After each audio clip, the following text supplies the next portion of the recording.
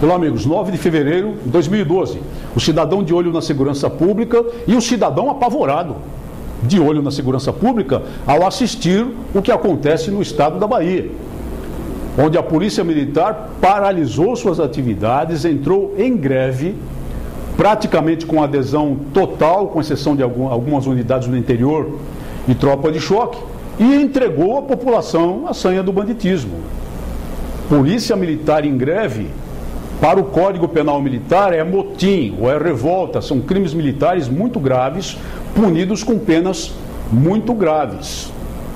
E é claro que é um movimento reivindicatório, que divide opiniões, porque eu seria o último a deixar de reconhecer, e minha luta de quase 2 anos na Câmara Federal exatamente foi no sentido de melhorar essas condições, que o salário dos policiais militares, especialmente no país, é ridículo, é um absurdo, atenta contra a dignidade das pessoas que, com grave risco de vida em todas as partes do país, a todo momento, nos defendem a todos contra a sanha do crime.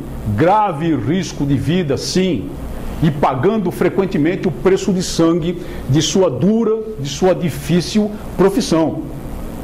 Profissionais, entre os poucos do Brasil, os militares, que ao assumir o seu cargo público, pronunciam um juramento muito sério, que é o juramento de, se necessário, dar a vida em prol das outras pessoas, em prol das instituições, em prol da integridade da pátria. E cumprem esse juramento com muita frequência, como tantas vezes assistimos em São Paulo, no Rio de Janeiro, nos embates contra o crime organizado, mesmo em Minas Gerais e outras partes do país. Paga-se a essa gente um salário de fome. O salário que se paga a um policial militar baiano para preservar a ordem pública com grave risco de vida é ridículo. E, curiosamente, é maior do que aquele que se paga ao policial militar de São Paulo, o estado mais rico da federação, o estado que ainda responde por 33% da riqueza nacional. E os governantes acham que está tudo bem, que está tudo certo. O movimento reivindicatório dessa natureza não se admite porque há uma clara vedação constitucional para os militares. E esses são militares dos estados, assim como eu sou. Essa vedação é de que não é permitida aos militares a sindicalização e não é permitida aos militares a greve. Uma, na verdade, deriva da outra. Quando existe sindicato, necessariamente existe o direito da greve. Aos militares, então, é proibido sindicalizar-se. Não existe sindicato militar. E não existe o direito de greve. Por graves razões fundadas, evidentemente, na ordem pública, na preservação da ordem pública e até mesmo na defesa da pátria. Imagine se fosse possível admitir greve do Exército, greve da Força Aérea, greve da Marinha de Guerra. Por essa mesma razão é que não se admite a greve dos policiais militares. Eles não poderiam ter recorrido a esse meio.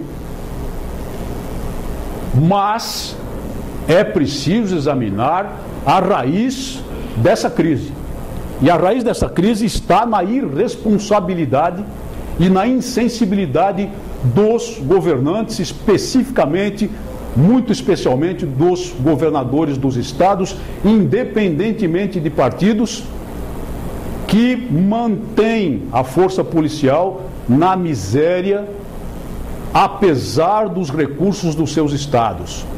Eu deveria lembrar o caso do Rio de Janeiro, que é o pior salário policial do país, onde até pouco tempo ganhava um soldado de polícia militar R$1.000 para levar tiro de fuzil na cabeça todo dia, nos morros.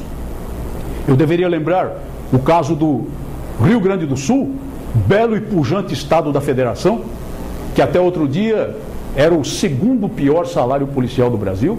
Eu devo mais uma vez martelar o caso de São Paulo, o estado mais rico da federação, que tem o 3º pior salário policial do Brasil. É claro que as categorias profissionais precisam ser mais bem remuneradas. O reconhecimento da população em relação a isso já existe há bastante tempo, mas os governantes insensíveis, irresponsáveis, valem-se exatamente do fato de que essas instituições são fortemente hierarquizadas têm de obedecer à hierarquia e à disciplina, estão sujeitas ao Código Penal Militar, e num caso de paralisação ou greve, a pena é por revolta ou por motim, com consequências extremamente graves, não apenas sob o ponto de vista criminal, mas sob o ponto de vista administrativo, que promove imediatamente, rapidamente, de acordo com os processos disciplinares de cada uma das instituições, a perda do cargo público. Não agem para melhorar.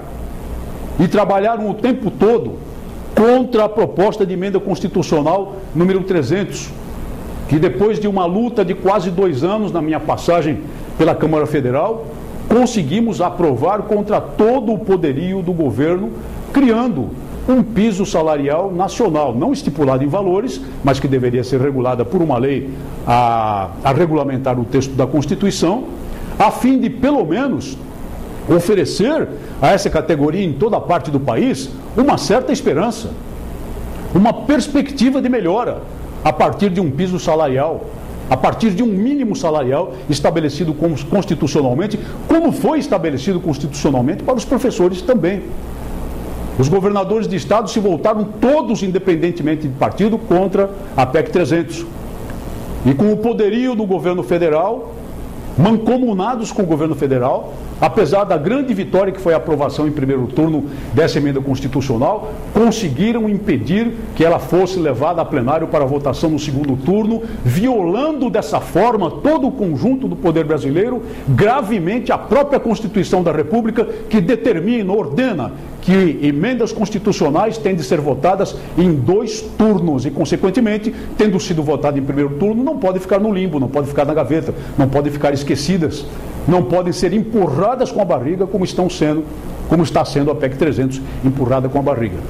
A irresponsabilidade política, a insensibilidade política desses governantes é que acaba levando a essas crises, embora de modo nenhum o movimento grevista seja justificável. Minha posição, nos meus 2 anos de Câmara Federal, para todos os movimentos de policiais militares, sempre foi muito clara. É preciso fazer pressão sobre os governantes, sim, mas sempre de forma ordeira, pacífica e disciplinada, respeitadora das autoridades, respeitadora da população, respeitadora da polícia militar de cada localidade que tem a seu cargo a preservação da ordem pública. Porque não é possível uma população ser abandonada pela força policial e entregue à mercê da criminalidade. E não é possível também que policiais militares e bombeiros militares, como nós vemos agora em Salvador e outras partes da Bahia, mas principalmente Salvador e região metropolitana, aderirem ao tumulto, praticarem atos de tumulto, praticarem atos de vandalismo, que são próprios de criminosos. Isso é completamente inaceitável. Então tem de haver um equilíbrio e a pressão tem de existir sobre os governos. A melhor forma de conseguir essa pressão, como eu sempre preguei, é conseguir o apoio da população, para que a própria população faça a pressão sobre o governo, exerça a pressão sobre o governo em prol da questão salarial dos policiais militares, mas nunca a paralisação. E nunca o tumulto, nunca confundir-se o policial militar com o baderneiro que ele deve combater como responsável pela preservação da ordem pública. Então mantenho essa posição com muita clareza. E os políticos irresponsáveis também acabam aprovando leis de anistia, que resultam no fato de que as pessoas que fazem esses movimentos, que executam esses movimentos, ex-policiais militares expulsos ou demitidos, como no caso da Bahia, têm o topete de realizá-lo envolvendo o pessoal da ativa, sob a alegação que circula nos movimentos, que se tudo correr mal, se alguém for demitido ou expulso, se alguém for processado, logo logo o Congresso vota uma lei de anistia e fica tudo limpo. Coisa que nunca deveria ocorrer. Mas foi votada uma lei de anistia no meu tempo da Câmara e foi aprovada contra o meu voto e de mais um só deputado federal de São Paulo nominalmente e com apoio de todos os partidos. Esse conjunto de responsabilidades políticas só pode levar a desgraças e tragédias como essa. E eu, que tenho muitos amigos na Polícia Militar da Bahia, no Corpo de Bombeiros Militar da Bahia, a tradicional Força Pública da Bahia, que até na Batalha do Riachuelo combateu embarcada como fuzileiros navais através do seu 5º Batalhão, exorto-os a encerrar esse movimento, a retornar imediatamente ao trabalho a continuar a dar segurança necessária à população, a eliminar essa crise que opõe o Exército e a Polícia Militar em Salvador e na região metropolitana, esfriar a cabeça e continuar a pressão pelos modos legislativos, lutando pela aprovação da PEC 300. Talvez agora alguém acorde para a necessidade da aprovação dela e retomando o compromisso de prestar serviços à população na sua, que é a nossa, que é a minha, dura, espinhosa, difícil e digna profissão. Muito obrigado por sua atenção e até o nosso próximo programa.